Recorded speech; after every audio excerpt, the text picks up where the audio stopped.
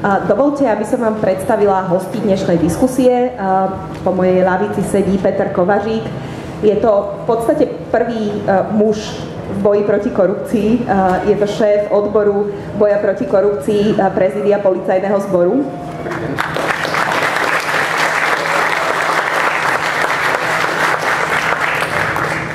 A pri ňom sedí advokát William Karas z advokátskej kancelárie Maple & Fish, ktorá pôsobí na Slovensku a má mimoriadne skúsenosti s tým, ako funguje súdny systém.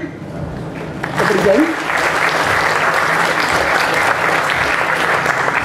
A napokon dovolte, aby som privítala Toma Nicholsona. Tom momentálne pôsobí ako novinár v týždenníku Trend. Dlhodobo ho môžete poznať z denníka SME. Je to jeden z najznámejších investigatívnych novinárov a má tú exkluzivitu, alebo na rozdiel od nás ostatných má nadhľad Kanaďana a výhodu toho, že hovorí plynule po slovensky a teda môže debatovať aj o takýchto závažných témach. Tom, vítaj.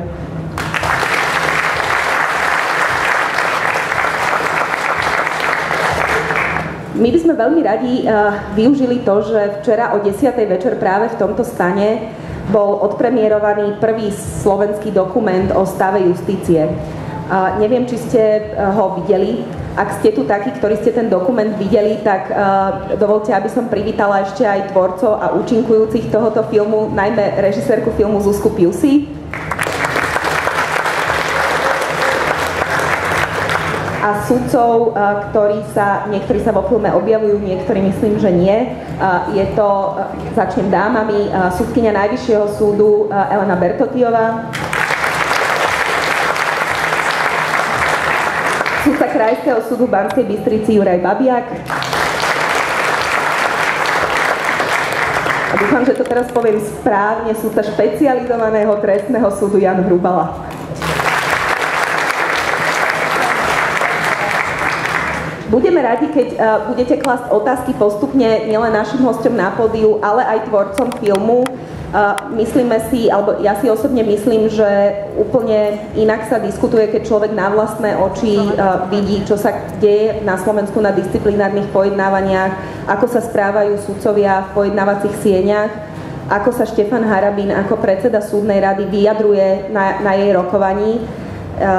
Je to veľmi silný zážitok poprvýkrát byť niečoho takéhoto osobne prítomný alebo prítomný aspoň cez filmové plátno a dovolím si povedať, že pre mňa sa mnohé vnímanie práve justície a súdnictva vnímalo, alebo to vnímanie sa zmenilo tým, že som začala práve na takéto konania chodiť a dúfam, že ten film Zuzky Piusy ako prvý dokument, ktorý si trúfol ísť do stavu justície na Slovensku, vám sprostredkoval aspoň časť toho silného zážitku a toho silného odkazu.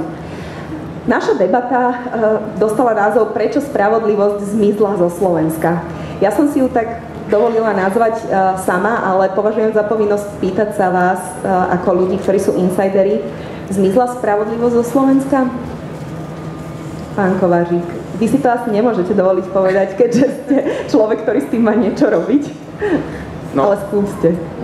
Ja musím zastupovať záujmy úradu alebo polície, ktoré som tu, takže nebudem rozprávať svoje vnútorné pocity a moje osobné názory. Ale budú tam aj moje, jasné, je to vždycky tak. O tom, či spravodlivosť zmizla, je ťažké presadzovať spravodlivosť na Slovensku. My sa s tým stretávame veľmi často. Ja sa osobne stretávam aj s ľuďmi, ktorí prídu ako na poslednú záchranu, sa prídu poradiť, čo majú robiť, čo nemajú robiť, alebo teda ako sa ešte ďalej brániť. A oni sa mnohokrát sťažujú na to, že nevedia sa domôcť svojich práv. A prídu k nám na políciu a hovoria, robte s tým niečo, tam je to jasne skorumpované, tam sa zneužíva právomoc.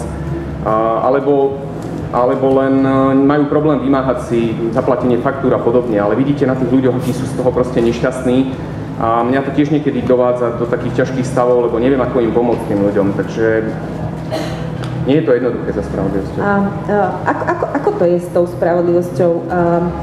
Je to vec zo pár odvážnych, ktorí sú roztrúsení po Slovensku, alebo cítite v orgánoch, môžeme sa teraz sústrediť len na políciu, cítite v nich aspoň dostatočnú nejakú koncentráciu síly, ktorá by aspoň s nejakým percentom prípadov vedela pohnúť, alebo je to úplná frustrácia?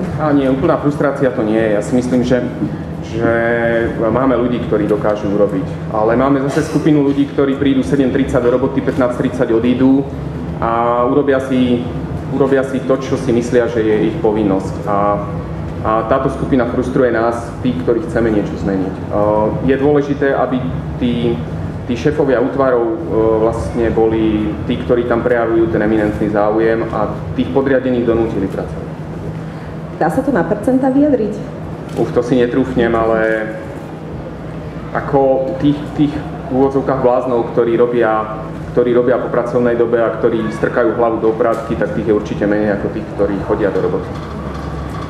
Pán Karas, vy ste advokát, ktorý chodí často na súdy. Neviem, či vy asi nerobíte veľa trestných vecí, však? Trestných nie. Čiže vy asi s prokuratúrou a jej trestnou časťou neprichádzate do styku veľmi.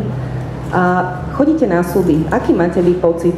Zmizla spravodlivosť zo Slovenska, alebo tu má nejakú šancu? Takto ja si nedovolím tvrdiť, nemám ani to poznanie, ani tú štatistiku a vždycky je to aj uhol, čo kto považuje za spravodlivosť. Ja si myslím, že totiž na Slovensku je hlavný problém v tom, že každý vníma pojem spravodlivosť po svojom a po svojom sa k nej aj dostáva a po svojom ju aj presadzuje. Čiže ja skôr vnímam ako problém to, že na Slovensku sa dá jednoducho kategorizovať spôsob, ako sa spravodlivosť dosahuje, štandardný a neštandardný spôsob. V zásade veľký dopyt na trhu právnych služieb po tzv. Neštandardnom spôsobe dosahovania spravodlivosti. Vy máte na to názov, ktorý sa priznám, že som počula prvýkrát iba pred pol rokom a teraz ste mi v zákulisí spomínali. To ma prekvapuje, lebo to je technický pojem, ktorý je 20 rokov na trhu. Hovorí sa tomu tzv. Manažovanie súdneho sporu. V angličtine, keď to potrebujete cudzincom vysvetliť, litigation management. V zásade to spočíva v tom, že zabezpečujete výsledok súdneho sporu. Skúste to povedať takou ľudskou rečou, čo to všetko, alebo skúste to rozmeniť na drobné, čo to vlastne znamená, že dopyt na trhu, čiže príde klient do advokátskej kancelárie a povie, viete mi zabezpečiť určitý výsledok súdneho sporu, tak? Samozrejme, presne takto to funguje a na tú otázku vždycky v zásade sa dá odpovedať áno, nie. Ak odpoviete nie, v zásade prichádzate o klienta, teda je to vždycky o tom rozhodnutí konkrétneho advokáta, akou etikou, akým morálnym princípom a integritou vnútornou sa riadi. A teda keď v zásade máte štandard nastavený, že nie, tak ste uzrozumení s tým, že ten klient odíde. Ale zase, aby som nebol takýto zúfalý, zase na druhej strane, ja sám som, ako naša firma, získala niektoré zákazky práve preto, že sme urobili tento statement, toto vyhlásenie.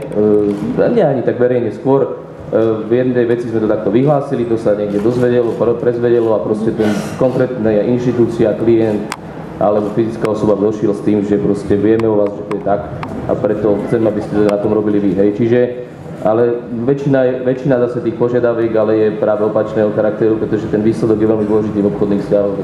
Dá sa povedať, či tie požiadavky klientov prichádzajú viac zo slovenského prostredia, alebo je to úplne jedno? Je to equal, rovnaké. Dokonca aj cudzie firmy si to nechávajú robiť, pretože vidia tú situáciu, aká je na Slovensku, teda by som tam nejaký rozdiel nevidel.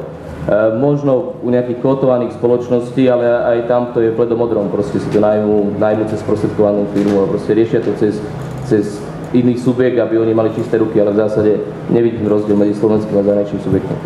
Vy ste spomínali, teda zatiaľ sme hovorili iba vo všeobecnosti, že klient chce, aby ste zabezpečili výsledok súdneho sporu. Čo to znamená v konkrétnej predstave? Čo klient vie aj presne, čo by ste mali urobiť, aké kroky a čo sa vlastne dá urobiť v tom, aby sa zabezpečil výsledok súdneho sporu? No, v zásade to takto. Keďže to nerobím, tak len viem, ako to dosahujú potom, lebo vidím, že ten výsledok je dosiahnutý, hej, cez iných advokátov, ale k tomu dôsledku sa príde. Čiže technika je v zásade obvyklá a funguje. Najväčší problém nastáva, keď sa stretnú dvaja manažéri a ide o to, kto príde potom skôr a kto nájde lepší kontakt. A manažovanie spočíva v tom, že jednoducho zabezpečujete, aby to dostal konkrétny sudca, keďže teraz je tá elektronická porateľná, je to trošku komplikovanejšie. Ako sa to dá? No, robilo sa to cez preskupovanie spisov, cez spisové agendy, cez predsedov súdov, cez choroby, PN-ky, keďže ten sudca, keď to nechcel urobiť, tak jednoducho išiel na PN, nastúpil náhradník, ktorý to urobí. Čiže v zásade tých techník je, by ste boli prekvapení, je strašne veľa a v zásade fungujú. Čiže krok 1 je dostať spis k správnemu sudcovi. Áno. Tým sa končí ten manažment?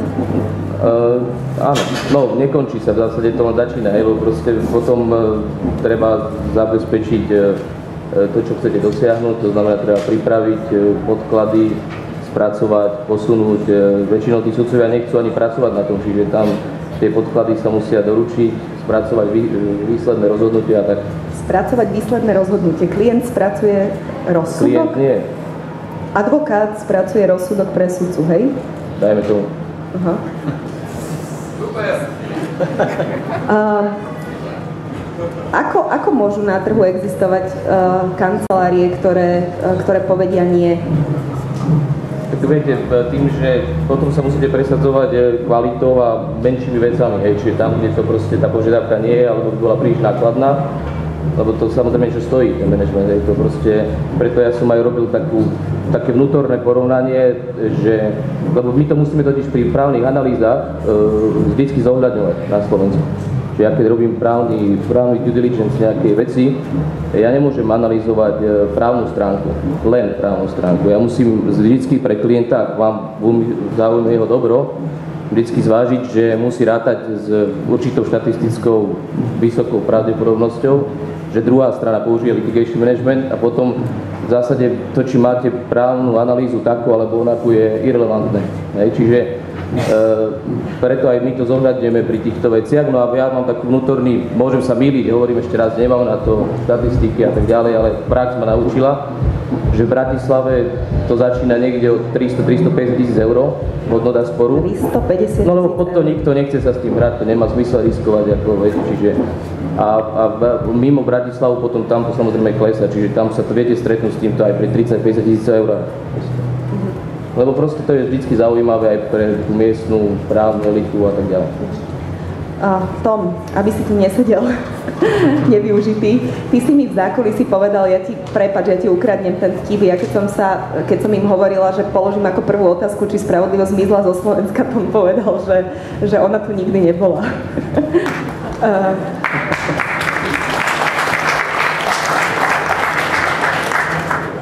Máš pocit, že to je také hlboké, že nikdy tu nebola?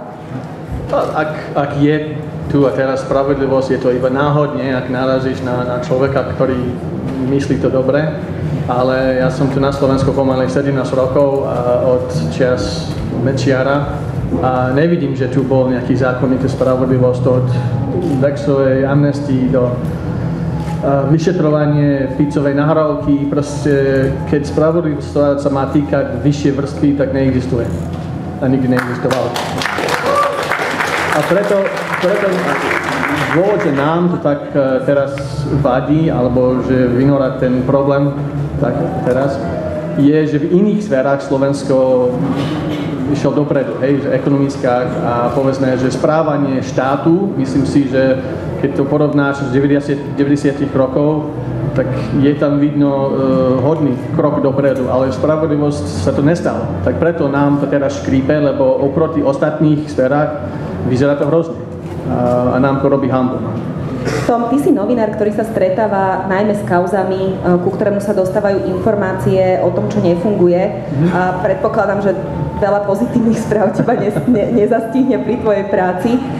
Môže byť to videnie ovplyvnené aj týmto, alebo myslíš si, že to je objektívne hodnotenie? Alebo inými slovami, keď sa spýtam, dokáže podľa teba ešte štát u nás sa tváriť, že vie garantovať zákonnosť a spravodlivosť, že vie garantovať vymáhanie práva, alebo je to skôr vabank? Je to skôr z tvojho pohľadu náhodná hra? No ako pred niekoľko rokov mi niekto vykradol auto a to sa riešilo a dvaja chlapci teraz za to sedia, lebo to robili. Tak keď ty máš nejaký problém a netýka sa to vyšších mocí alebo ich záujmov, tak samozrejme je tam snaha to riešiť, ale ako náhle to, čo z teba sa stalo, sa týka niekto iný, ktorý má vyšší záujmy, tak proste nemá šancu. A Ja som dostal nakladačku v roku 98, v januári za Mečiara a policajt mi otvorene hovoril, že vyzerá takú zastrašovanie, že Siska neočakáva, že to bude vyšetrovať a nevyšetrovali to, tak bodka. Tak viete, že tie menších veciach samozrejme, ale ako náhle sa to týka niečo silnejšie ako si ty, tak neexistuje. Ty si spomínal teraz nakladačku z 98. roku, je 12 rokov potom, 13. Stalo sa ti niečo takéto, aj taká veľká brutálna konfrontácia s nespravodlivosťou aj v nedávnych rokoch, alebo už je to skôr? Tak ja nechcem dlho rozprávať, ale mám jeden príklad a to pozná veľmi dobrý pán Kovařík. Volá sa to Gorila, lebo tak sa volá technika, čo používala tajná služba, aby odpočívali jeden byt na prelom roku 2005-2006. Robili to legálne, lebo mali súhlas od krajského súdu. Legálne. Mal normálny súhlas krajského súdu Bratislava. A tam proste odpočúvali jeden byt, tam sa stretávali šéf jednej finančnej skupiny, ktorý má aj zájmy v zdravotníctvo, ak sa rozumiete ma. Neviem, o kom hovoríš. Jeden minister, ktorý mal na starosť aj ekonomiku, jedna členka Fondu národného majetku, líder opozičnej strany a tak ďalej a tak ďalej. Oni proste diskutovali o privatizáciu, riešili, kto dostane čo, za koľko, aký províziu, riešili kupovanie poslancov, kto dostal koľko za hlasovanie z Dzurindovej vlády a tak ďalej. Proste brutálne veci. A ten spis, keď prišiel Magala ako šéf Sisky do moci v auguste 2006, predčasne ukončili tú akciu a to hodili pod koberca, lebo nikomu to nevyhovovalo. Lebo tam boli aj z opozíciu, aj z vláde a ten Siska, ktorý to robil, sa dostal do vlastných problémov, lebo človek, ktorý bol majiteľ toho bytu, išiel za ním, že viem, čo si tam robil a my to budeme riešiť osobne. Prešiel nejaký čas, ja som to dostal do rúk, ja som to odozdal políciu akurát na UBPK. A to predpokladám ešte nie pánovi Kovaříkovi? Nie za jeho éry. A tam boli mi slúbené, že bude nejaký priateľský rozhovor. Ja som tam prišiel z toho spisu, odozdal som to. Ale tam ma čakal Dušan Kovačík ako špeciálny prokurátor a nebol to žiadny priateľský rozhovor. 3 hodiny normálne, že nie že obsah, ale že odkiaľ to máš a odkedy to máš. A my sme nakoniec sa pohádali a kričali sa jeden na druhýmu a ja som si myslel, že to je už strátený. Keď prišiel do úrad pán Kovařík, ja som mu to o tom informoval a na moje veľké prekvapenie, a nič proti vám, ale políci naozaj začali to zaoberať. Začali trestné stíhanie a mi povedali, že príď a odozdaj ten spis, lebo ten pôvodný, čo si odozdal, už nenachádza v vyšetrovacom spise, tak niekde sa to strátil. Na úrade boja proti korupcii, sa strátil spis dokazujúci korupciu, hej? Áno. Ale problém je, že ani teraz mi to nechce vyšetrovať, akože nie, že nechce vyšetrovať, ale tí vyšší moci nechcú tým pomôcť. A súčasne vedie tajné služby odmietlo zbaviť mlčanlivosti týchto siskárov, ktorí na tom pracovali, a prezident Gašparovič odmietol zbaviť mlčanlivosť pána Magalov, ktorý by mohol niečo o tom hovoriť. Takže aj keď je snaha od polícií, nikam to nevedie, aj keď oni vedia, že súd dal na tom súhlas, a SIS netvári, že to neexistuje, že to je úplne lož alebo niečo, ale že my nemôžeme vám to hovoriť, nemôžeme vám dať dôkazy. To môžeme nechať, pán Kovařík, chcete niečo k tomu povedať? Môžete? My sme sa pokúsili otvoriť túto kauzu spätne, ale otvárali sme ju vlastne na základe ďalšieho trestného oznámenia, ktoré vstúpilo, pretože to pôvodné vyšetrovanie bolo pre nedostatok dôkazov odmietnuté, keď to tak nazvem. A problém bol v tom, že... Pre stratu dôkazov, hej? Tie dôkazy sa nestratili. My tie dôkazy máme, ale treba byť teda otvorený. My máme prepisy rozhovorov, nahrávok. Nemáme samotné nahrávky. Ak chce vyšetrovateľ niečo dokázať, ak chce ísť na súd s dôkazom, ak chce prísť za sudcom a pýtať si súhlasy na iné odposluchy, musí sudcovi dať aj dôkaz. Nestačí, že príde a povie, ja viem, že sa to stalo a pán sudca, teraz vy sa podpíšte po to rozhodnutie, lebo treba si zobrať, že ten sudca nesie vážnu zodpovednosť za to, keď podpíše neodôvodnený nejaký návrh. Ono odpočúvať, nariadiť domovú prehliadku, inú prehliadku, zaistiť počítačové údaje, to tiež niekto musí sa pod to podpísať. A môžem sa spýtať, toto boli autorizované prepisy? To neboli autorizované prepisy. My sme sa dostali k prepisom, ktoré boli výťažkom z celého materiálu, z toho, ktoré bolo asi v rozsahu 36 alebo 60 strán, nepamätám si presne. A vlastne, ak by sme chceli vykonať dokazovanie, a treba povedať, že dokazovanie k skutkom, ktoré sú z roku 2006 a staršie, tak je veľmi ťažké dokazovať do 2006. chodiť za svedkami a pýtať sa, pamätáte si v tom byte, čo ste povedali? Viete sa vyjadriť k tomu, čo ste chceli? A my by sme pustili svedkovi nahrávku z toho obdobia. Ale hľadať dôkazy k skutkom, ktoré boli v 2006, je obrovský problém pre nás. Spätné dokazovanie je množstvo roboty a efekt je na 90% je nulový, alebo teda nedostanete tých ľudí pred súd s nejakým návrhom na obžalobu. Čiže je toto typický príklad zlyhávania tej spravodlivosti, že už na úrovni polície sa buď dôkazy stratia, alebo sa nevyšetrujú v kľúčovom období a spätne to už ťažko s tým niečo urobiť? Alebo je toto iba marginálny príklad? Ja by som nepovedal, že je to typický dôkaz, ale aj teraz riešime vec, ktorá od 2006 roku proste vinou lajdáckosti alebo nezáujmu polície sa dostala tak ďaleko, že žalovaný štát a 100 miliónov eur je v náhrade škody. A teraz síce dalo by sa diskutovať o dôvodoch toho rozhodnutia súdu, ale my máme dva problémy. Jeden problém je, že takisto ako všade inde aj v polícii je korupcia a že sú záujmy.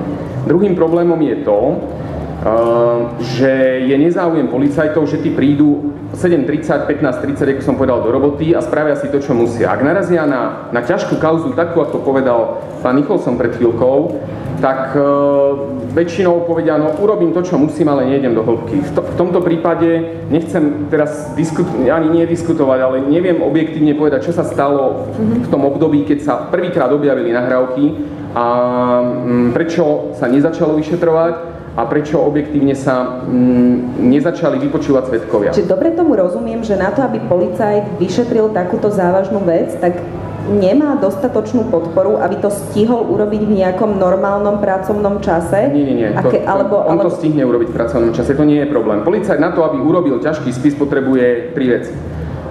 Podporu svojho okolia, ktorí ho chránia, ak sa proti nemu začne útočiť. Druhá vec, potrebuje podporu prokurátora nepochybne, pretože bez prokurátora to nejde. A tretia vec, keď prídete na súd a nedostanete špeciálne prostriedky, ktoré my používame, tak ste skončili, lebo s výsluchmi svedkov v živote nemôžete potom dokázať, nemôžete urobiť také penzum dôkazov, aby ste v ťažkých kauzách uspeli na súde. Čiže dobre tomu rozumiem, že na to, aby sa vlastne tie kauzy dotiahli do konca, musí byť súhra 3 zložiek, polície, prokuratúry a súdov. Súd je len nadstavba. Súd by nemal do toho zasahovať štýlom, že privrie oči a dá. Súd by mal vyhodnocovať dôkazy.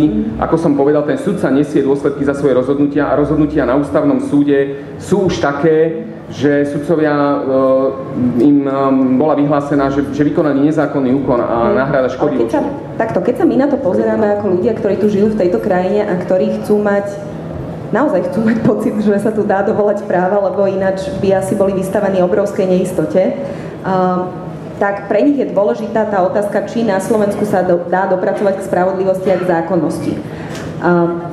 Viete povedať, že na ktorej úrovni to teda tak všeobecne zlyháva, alebo dá sa to vôbec povedať, že či je najvypuklejší problém v koncovke, v justícii a policajti chcú a aj keby sa išli pretrhať, tak sa nikam nedostanú?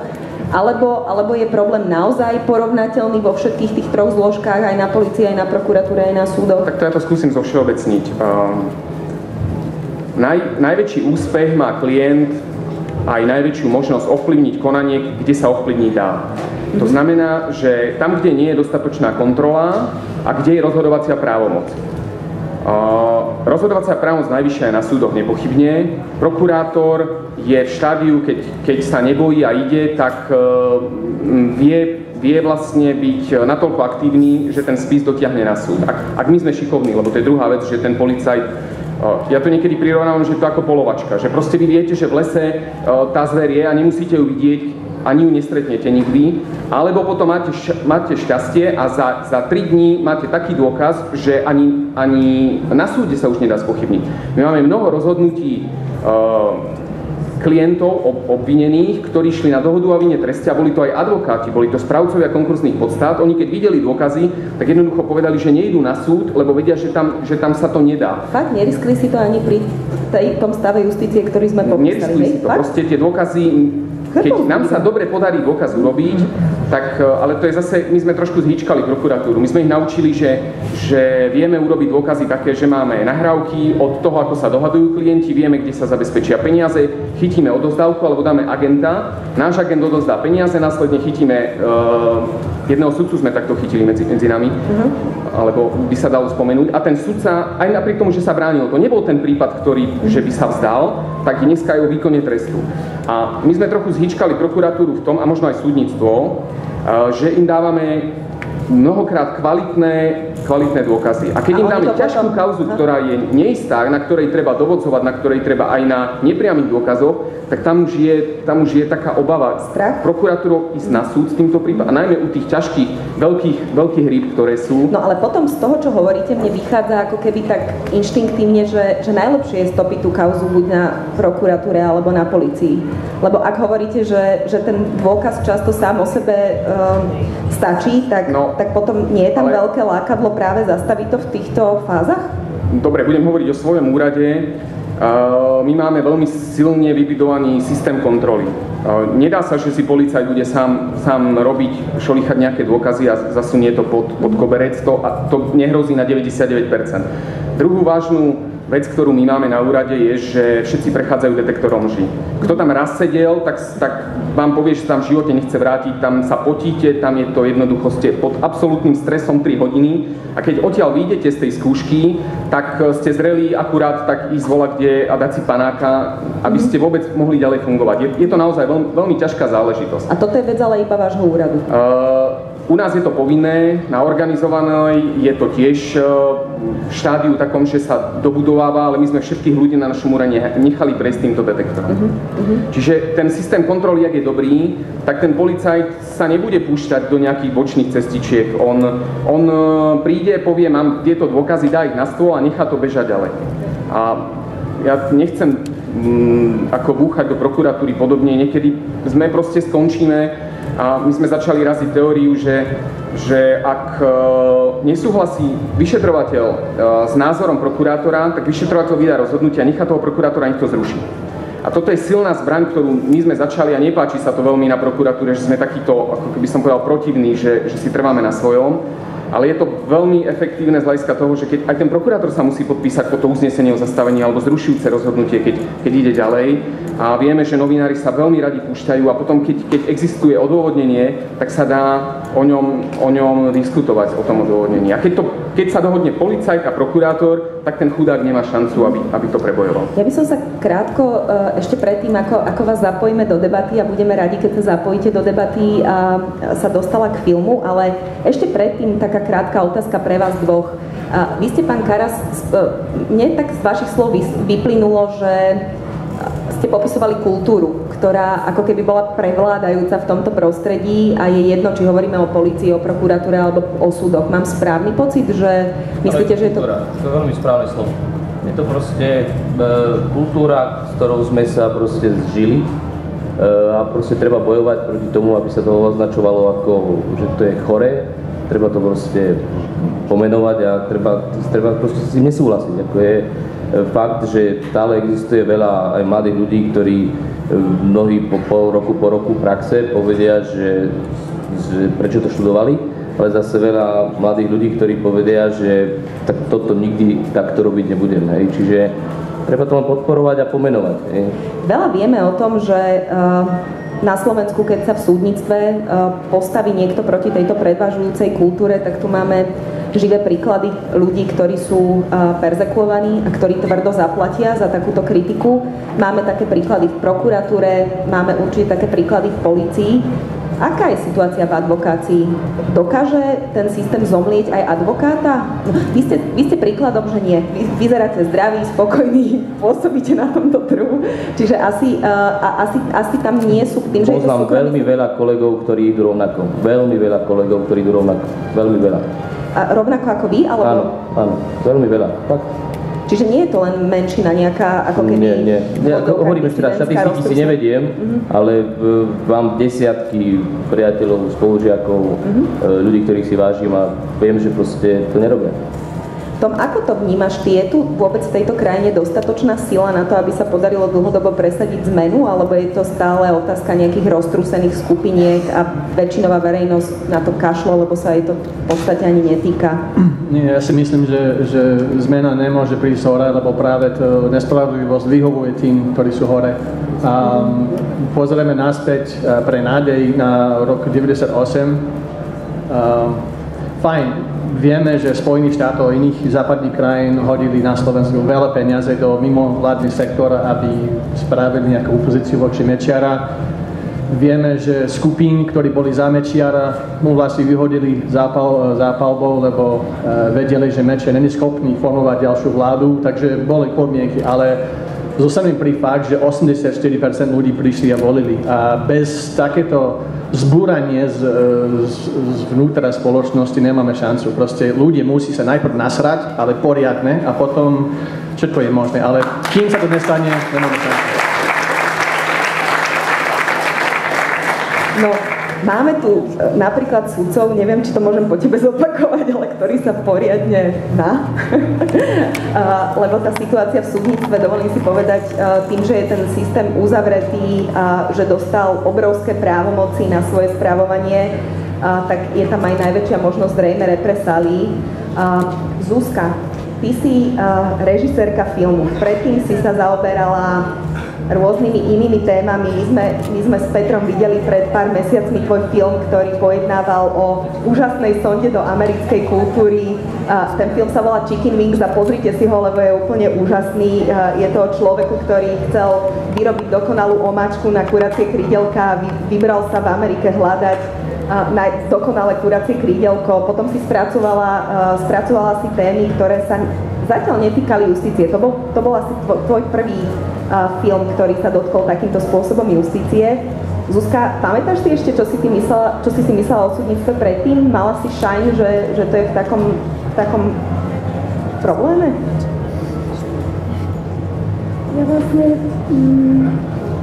keď som začala robiť ten film, tak ma presvedčili tie disciplinárne konania, ktoré sa viedli proti tým sudcom, ktorí povedali svoj názor, lebo ľudia majú takú predstavu, že sudcovia sú tí, ktorí zarábajú viac ako my a ktorí majú viac dovoleniek, majú všetko zabezpečené a nemáme ich z princípu rady. Lebo sú to tí, ktorým je dobre a my sa tu s niečím trápime a oni sú tí, ktorí... Tak jak som začala robiť tento film, tak som zrazu videla, že na tie disciplinárky, že to sú jak 50. roky. A tak vlastne z toho sa to vyvíjalo, že som tie emócie, ktoré som mala ja, keď som to robila, som ich chcela preniesť do filmu. Čo si myslíš teraz o súdnictve po pol roku? My sme Zuzku stretávali na všetkých súdnych radách, na všetkých disciplinárnych pojednávaniach. To sú naozaj hodiny a hodiny nakrúcania. Zuzka cestovala do Sniny na zasadnutie súdnej rady bez toho, aby vôbec vedela, či jej film niekto podporí. Doteraz, pokiaľ viem, tak má pokrytú len veľmi malú časť nákladov na tento film. Máš teraz strach niekedy sa dostať do situácie, že budeš musieť byť konfrontovaná so súdom? Ja vôbec nemám strach. Nemám. A keď sa raz stane, že budem konfrontovaná so súdom, tak už sa uvidí, ja neviem. Zatiaľ ešte nie som stíhaná. Keď som robila tento film, tak som sa rozvádzala a tak som pozerala, že či tá súdkyňa vie o tom, že ja robím ten film. Ale nejak rozviedli ma. Takže dobre. To podľa mňa tento optimizmus a tá odvaha si zaslúži potlesk, ak niekto máte ten pocit.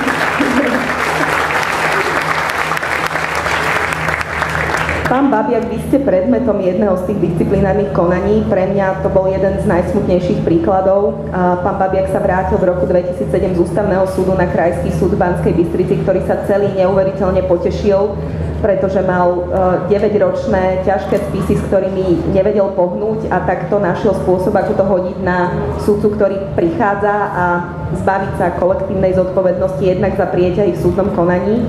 Napriek tomu vám napádali ďalšie spisy. Vy ste signalizovali predsedovi súdu, že to nie je v ľudských silách zvládnuť takýto nápad. Predseda súdu nereagoval a nakoniec na vás dal disciplinárne stíhanie. Disciplinárne stíhanie bolo teraz ukončené verdiktom prvostupňového súdu. Máte ešte šancu sa odvolať. Pre mňa bolo fakt šokujúce počuť, že napriek dôkazom, ktoré tam padli, napriek tomu, že protistrana nemala dôkazy na to, aby vás odsúdili, tak vám priznali trest, uznali vás vinnými. Ako sa sudcovi, ktorý dosiahol asi najvyššiu metu v právnickej kariére, aká sa dá dosiahnuť nielen na Slovensku, ale aj inde, bol sudcom Ústavného súdu, celý život je sudcom. Ako sa pozerá sudcovi na to, čo hovorí Zuzka, že sa ocitne v situácii, kedy je to konanie vedené, ako keby bolo v 50. rokoch, ako keby vôbec nezáležalo na dôkazoch? Ja vychádzam v podstate z tej zásady, že v živote nič nie je definitívne a každý deň je iný. Čiže slovom ja túto situáciu beriem ako dočasnú. A máme spoločný problém, keď som počúval pána Nicholsona, že dobre, povedzme, trestné stíhanie, ale keď sú veľké ryby, tak na tých sa akože nedosiahne. Nevychádza, že ten spoločný problém je to zhruba nedodržiavanie tej ústavnej zásady rovnosti. Že v podstate všetci máme byť pred zákonom rovní, za rovnakých podmienok, rovnaké práva a povinnosti, a takto má byť či v trestnom konaní, alebo či medzi sudcami. Lebo keď nemáme ten pevný základ, tú ústavnú zásadu rovnosti, tak keď začneme vyššie stavať, tak ten doľ sa nám rúca. Sa nám to rúca v trestnom konaní, lebo chytíme malé ryby, ale tie veľké ryby ďalej balangujú. A pokiaľ ústavná zásada rovnosti nie je aj na súde, pri dielbe práce medzi sudcami, že sa to môže sa to dať všelijako zmanipulovať a zmanipuluje sa to v neprospech toho, kto je nepríjemný a tak ďalej, tak toto sú tie dôsledky. No a proti týmto dôsledkom musíme brojiť. A my aj z iniciatívy za otvorenú justíciu máme za to, že tu treba otvorenosť, lebo štátna moc pochádza od občanov, aj súdna moc pochádza v konečnom dôsledku od občanov, a pokiaľ sa občanom nezdá, že je to v poriadku v tej súdnej moci, či už vnútri alebo návonok, tak je potrebné zaviesť ten otvorený systém, aby došiel dohľad verejnosti na tieto spôsoby. Napríklad v týchto disciplinárnych konaniach ten dohľad verejnosti zo strany nevládnych organizácií a tak ďalej, mass médií.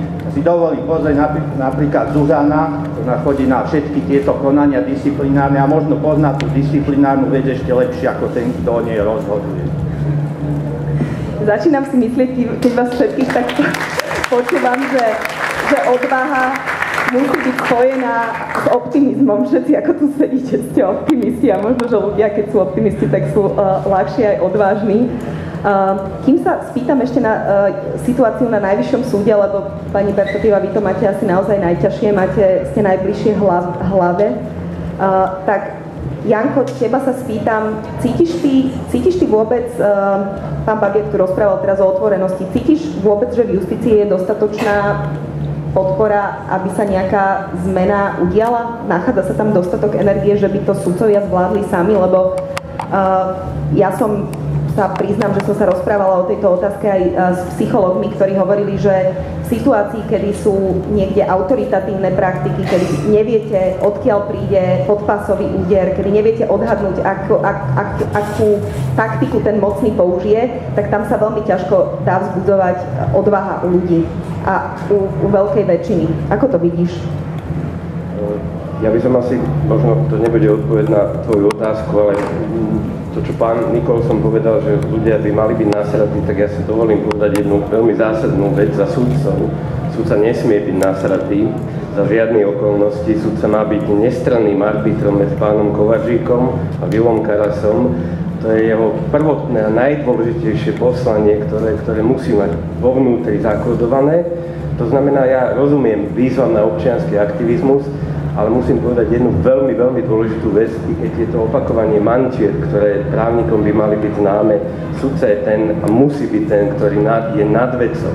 To znamená, ja naozaj, ak sa pýtaš na to, že či je vo vnútri nejaká schopnosť, tak ja na to nemám inú než klišoidnú odpoveď.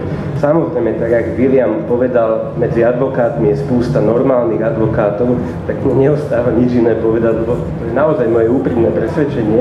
Medzi sudcami je spústa normálnych sudcov, ktorí dokážu aj pánovi Kováříkovi povedať nie, keď pošlete nejaký návrh na súd, aj obhajcovi povedať nie, pretože to je ich prvotné poslanie.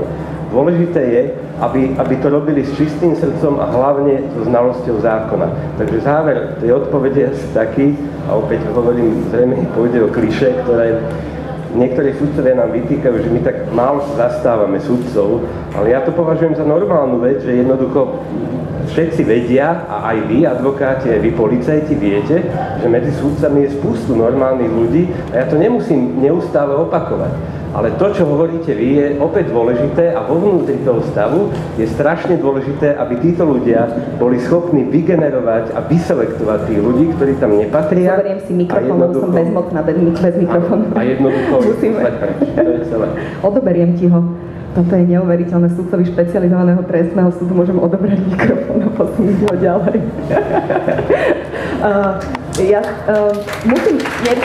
Dovolím si zareagovať krátko. My sme včera videli film Zuzky Piusy, ktorý pojednával aj o ťažkom prípade pani súdkyne Laukovej, ktorá zomrela.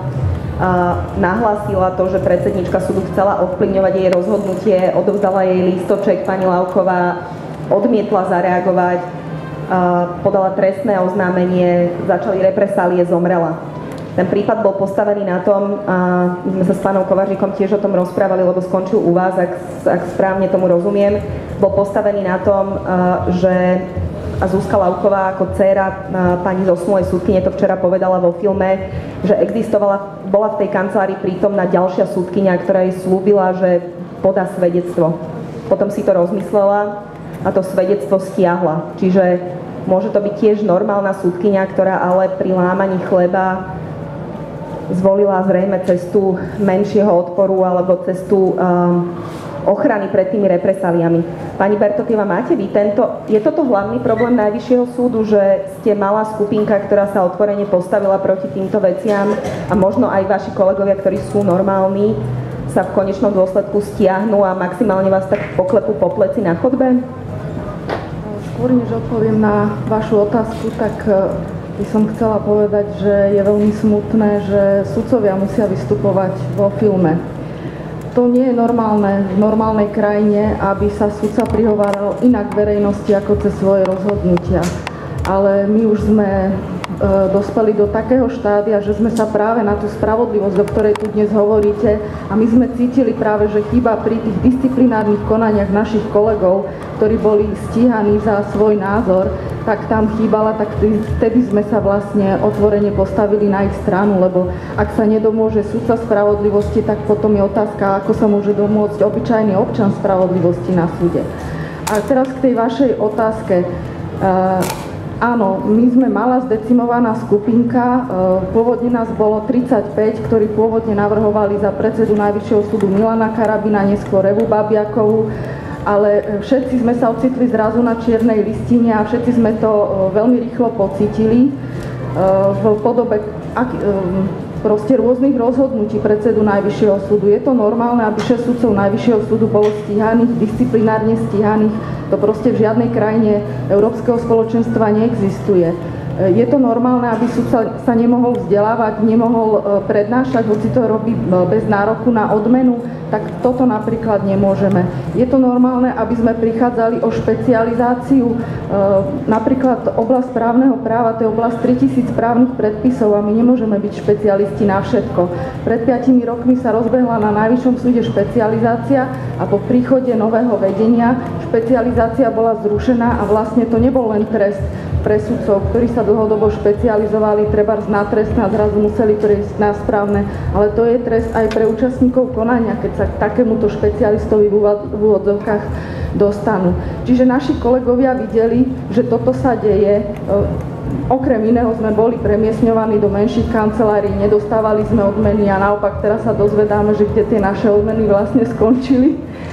Aha, a nadväzujete na práve zverejnené majetkové priznania ústavných činiteľov. My sme nedostávali nič alebo niečo veľmi symbolické, ale zrejme naši kolegovia, ktorí mlčali a teda naše vedenie si pridelilo pekné odmeny, tak v podstate naši kolegovia, aj keď nás na chodbe poklepkávajú po pleci a hovoria, že áno, máme pravdu a vydržte to a tak ďalej, tak sa k nám nepridajú, lebo oni nechcú znášať proste toto riziko.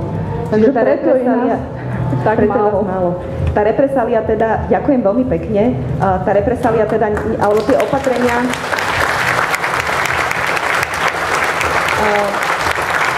ako vidíme, nejdu len formou represálií, ale aj formou pozitívneho, čiže je to nielen bič, ale aj cukor, hej. Dobre, ja sa hlboko ospravedlňujem všetkým vám, ktorí ste tu prítomní za zlyhanie časového manažmentu tejto diskusie. Máme asi 12 minút na vaše otázky, takže ak sa vám chce, pokojne sa pýtajte kohokoľvek z prítomných, alebo hovorte, čo si myslíte. Páči sa, nech sa páči.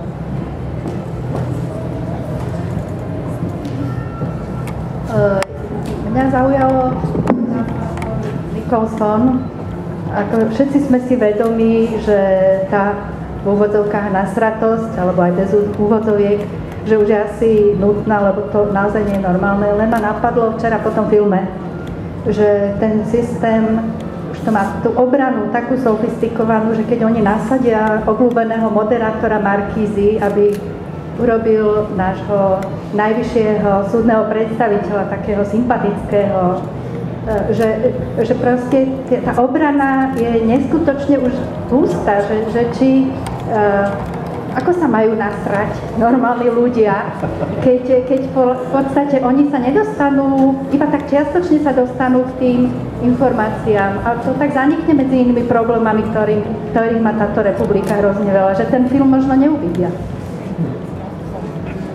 No toto je výzva možno nielen pre slovenskú televíziu, ale aj pre iné televízie, aby ten film odvysielali. Kto sa chce ujať slova? Ako sa môžeš tom začať? Tak jednoducho odpoveď je, že vy prídete sem a my prídeme sem a bavíme o tom. Lebo čo sa týka toho spisu, ja som bol na predvianočnej kapustnicu na úrad vlády kvôli manželke a tam som hovoril napríklad s Lipšicom, ministra. A on, že áno, ja vám dám k tejto spise nejaký vyjadrení po Vianoce. Už po Vianoce začal povedať, že neviem veľmi o čom to je a keby to bol pravda, to mi nič nepomôže takéto vyjadrenie. Spíšiak sa tvári, že nevie vôbec, o čom sa deje. I keď mám od Antona Kulicha, ktorý bol policajný prezident za jeho éry, keď on bol viceprezident, že oni dostali tretinu toho spisu od Sisky, lebo sa to týkalo policiu a korupcie medzi vysokých pôsobných policajtov. A Spíšiak sám to odovzdal na inšpekciu. Čiže tvoje riešenie, už teraz sa ospravedlním, ale budem krúta, lebo idem robiť ten časový manažment. Akože veľmi jednoducho poviem, že nikto není ochotný proste nabrať odvahu a niečo s tým robiť, lebo sa boja o flek, sa boja o peniaze alebo o nejaký vplyv. Tak my, obyčajní ľudí, musíme sa nabrať odvahu a začať o tom hovoriť. Písať do diskusných fórach, prísť na takéto stretnutie a zaujímať sa o tom. To je jediný možnosť, čo máme. Pán Kováč, vy cítite tú podporu? Je to, alebo inými slovami, je to naozaj o hlave, že ak sa vymení nejaká vysoká hlava, tak potom sa zrazu veci začnú hýbať? Máte podporu v najvyšších miestach? Alebo ešte ste ju neotestovali? Nie, my sme ju otestovali. My sme sa pustili aj do vlastných radov, my sme sa pustili do sekcie ekonomiky ministerstva vnútra, a to sme si siahli priamo dnu a veľmi vysoko a bolo nám povedané jediné.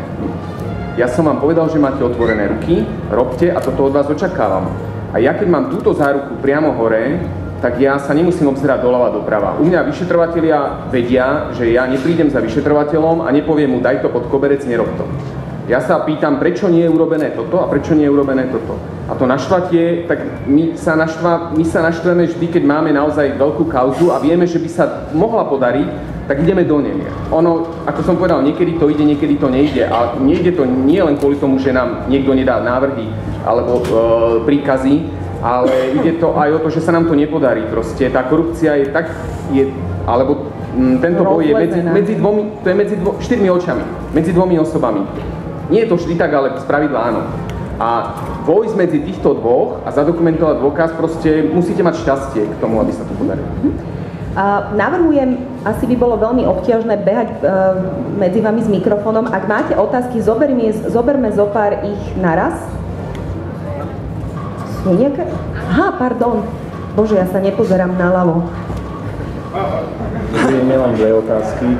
Prvá vlastne otázka je, čo môže obyčajný človek, ktorý má pocit, že asi niečo v tej justícii nie je správne, čo môže s tým urobiť, čo môžem s tým urobiť ja, alebo hoci kto tu sedí, po tom, čo vidíme zo stanu. To je prvá otázka, vlastne na všetkých. A druhá otázka, vlastne po pozretí toho filmu aj po tejto diskusii, nejaký odkaz pre mladých, ktorí sú na pohode, sú tu rôzni študenti a myslím, že aj študenti právnických fakult, ktorí chcú ísť na právnickú fakultu, študujú alebo sú absolventi, ktorí vlastne keď sa pozrú na ten stav, že ako to je, aby tam buď nesklzli, alebo aby jednoducho neišli preč od práva na základe toho, čo tu vidia. Ďakujem. Ďakujem. Je ešte nejaká otázka? Áno. Napravo, vpravo. Ja nemám otázku, ale by som si dovolila niečo povedať. Mali sme tu sudcov najvyššieho, špecializovaného, krajského a ja som z okresného súdu, sudkyňa. Ahoj, Vilo. 10 rokov nikto za mňa v živote napísal žiaden rozsudok. Ani som nevidela také peniaze. Ale to nevadí, ani žiadne teda navyše. Dobre, nesťažujem sa, chcem len teda povedať, že vlastne som tu síce vpadla, jak Vilo už rozprávala, som to nepočula na začiatku, ale myslím si, že každý vie a myslím si, že aj ty to vieš, že ako tu aj povedal kolega zo špecializovaného súdu, to sa mi najviac páčilo, že teda naozaj tá väčšina je úplne normálna, ktorá pracuje, robí načas rozsudky a robí si svoju prácu tak, ako vie a cíti, vzdeláva sa. A ja by som len chcela povedať tomu chlapcovi, ktorý možno študuje právo, že ja keď som promovala pred 15 rokmi, tak Alexander Brestol mi povedal na promóciách starú známu rímsku zásadu, že právo je umenie dobra a spravodlivosti. Som 10 rokov sudkyňa, snažím sa to robiť a je to strašne krásna robota. Ak je ten sudca naozaj nezávislý a je závislý len na tom, aby hľadal to umenie dobra a spravodlivosti. A verte mi, že takých sudcov je naozaj veľa.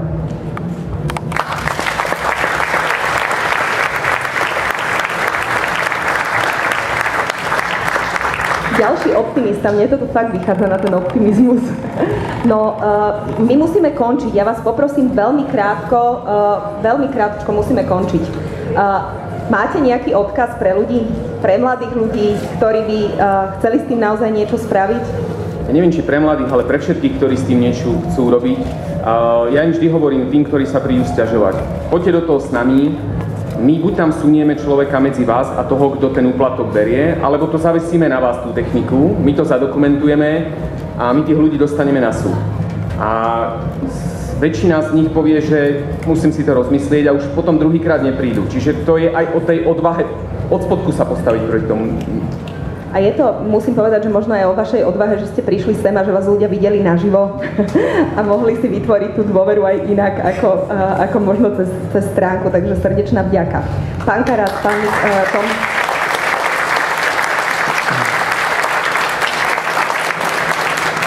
Ja len pre tých potenciálnych študentov, absolventov fakult. Ja 11 rokov učím aj na fakulte a práve učím preto, lebo sa snažím môžeme aj sa spýtať, kde? Na právnickej fakulte v Trnave. Európske právo.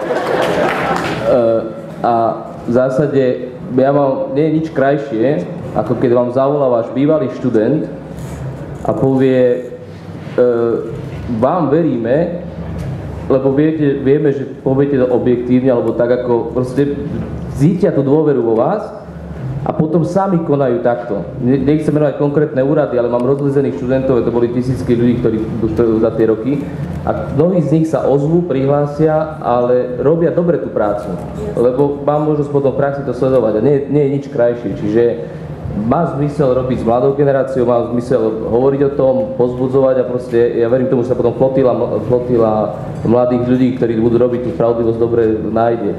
Tak ja mám tento odkaz pre vás. Otravujte takýchto dobrých ľudí. A môžem len tak pre zaujímavosť, koľko tu máme medzi sebou právnikov z najrôznejších profesí? Skúsite zdvihnúť ruky? To je super, to je naozaj celkom veľká masa. Tom, odkaz tvoj. Odkaz pre toho mladého muža. Ja 10 rokov hrábem v týchto špinavých veciach a ja tiež niekedy je mi veľmi ľúto z toho, čo sa deje, čo sa stalo. Je mi frustrovaný a tak ďalej, ale potom som si uvedomil právo z toho anglického výrazu, že when I was a child, I thought as a child, when I became a man, I put away childish things. Že proste to pocit hnevu a frustráciu a smutok je, čo znamená byť dospelý v tejto spoločnosti a čo znamená byť spolu zodpovedný za túto krásnu krajinu.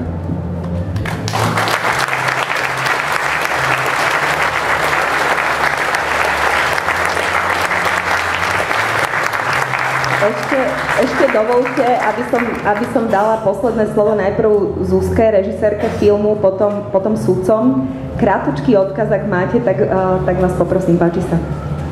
Mňa inšpirovala otázka toho mladého muža, že čo sa dá robiť. A ja si myslím, že my občania, ako som robila ten film, tak som pochopila, že nemôžeme urobiť nič, lebo to súdnictvo je tak zabetonované, že keď sa pozrete na súdnu radu, tak tam naozaj zakrstli mečiarovské teky z 90. rokov a ja keď som to videla na vlastné oči, aké praktiky tam sú, jak tí ľudia už len vyzerajú, tak som pochopila, že sa s tým asi nedá nič robiť, že to musia buď za nás urobiť politici, zmeniť zákony, aby sa to súdnictvo prevetralo. Lebo ja si naozaj myslím, že my nemôžeme robiť nič. My môžeme čo? Nič. Prosím pekne, toto povedal človek, ktorý nakrútil prvý film o slovenskej justícii, ktorý obsahuje prvýkrát veľmi autenticky dôležitý materiál. A skončme optimisticky. Hoci asi najväčší dôvod byť pesimistom majú momentálne sudcovia Najvyššieho súdu, ja som optimista a mne sa veľmi páči taká definícia spravodlivosti, že každému, čo mu patrí.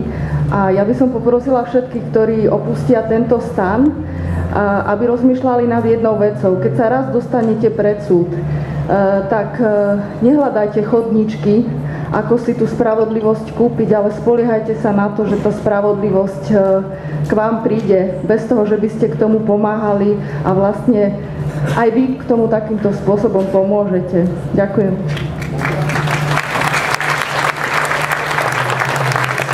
Toto je už taký vážnejší potlesk, všimnete si, to je už ťažšie sa zaviazať k tomu. Ale ináč tak je to o tom, že nielen advokáti majú povedať, že nie litigation managementu, hej? Páči sa, pán Babier. Ja by som na záver povedal asi takúto myšlienku, že sila práva sa neukáže za slnka, ale v daždi. A pokiaľ sú v práve nedostatky, zlé veci, alebo pokiaľ je svinstvo, tak podľa môjho názoru dobrý právnik má tieto nedostatky a svinstvo pomenovať, lebo pomenovanie problémov a zlých vecí je prvý krok, aby boli napravené.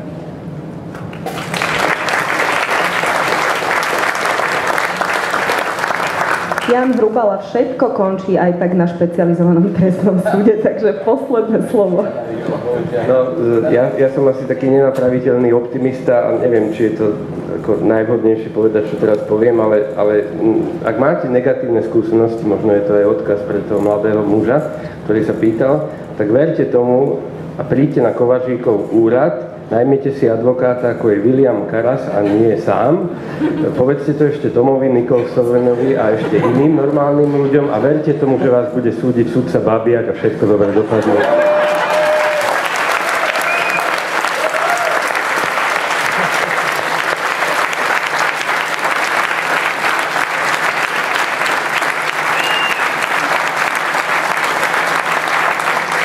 Toto by malo ešte pokračovať tým, že na špecializovanom trestnom súde sa dostanete k Hrubalovi a odvolačku bude riešiť Elena Bertotiová, keď jej zmenia špecializáciu. Srdečne ďakujem všetkým za fantastickú atmosféru, ktorú ste vytvorili a poprosím vás, ak máte chuť sa odmeniť aspoň potleskom týmto ľuďom, ktorí sú naozaj často vo veľmi ťažkej situácii, dennodenne ten potlesk nepočúvajú, ale počúvajú skôr niečo iné, tak to spravte. Mojimi hostiami bol Peter Kovařík,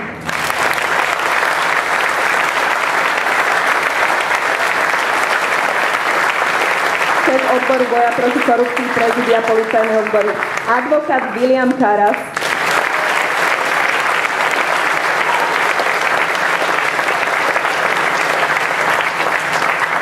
novinár a slovenská menšina, slovenský Kanaďan Tom Nicholson,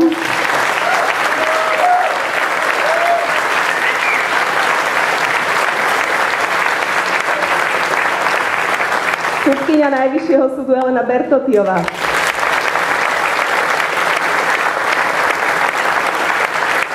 režisérka filmu Nemoc tretej moci Zuzana Piusi,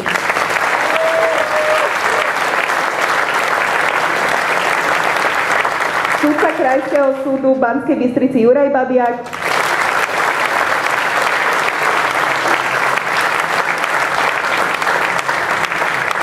sudca špecializovaného trestného súdu Jan Hrubala.